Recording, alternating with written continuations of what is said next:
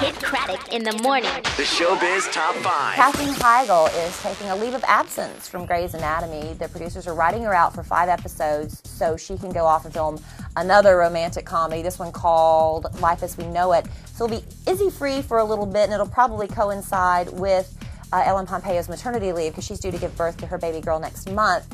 Now, they say Katherine's already shot 6 episodes so far, so we'll at least start off the season with her. Don't know how they'll get rid of her. And we hear rumors they're going to fire her after this season anyway.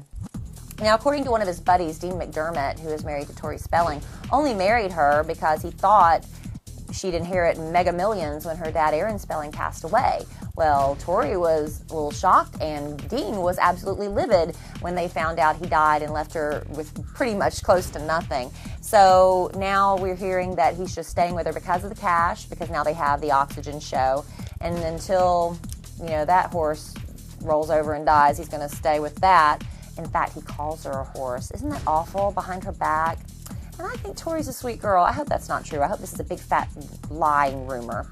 All right, Ryan Jenkins, now when he was accused of murdering his ex-wife, VH1 pulled Megan Wants a Millionaire off the air, after 2 episodes?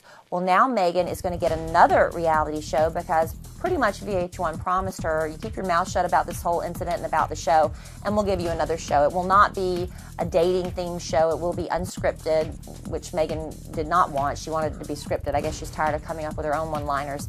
But we hear that Ryan actually won Megan Wants a Millionaire. We may never find out the truth on that.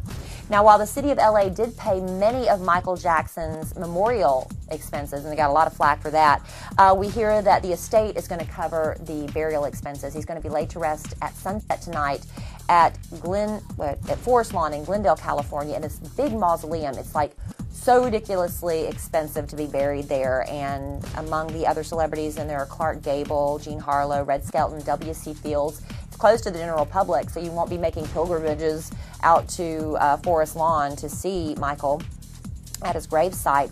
Now, Marlon, Michael's brother, says that the children, each of his 3 children, wrote letters to Michael. They will be placed in the coffin with his body, along with one of his signature white gloves.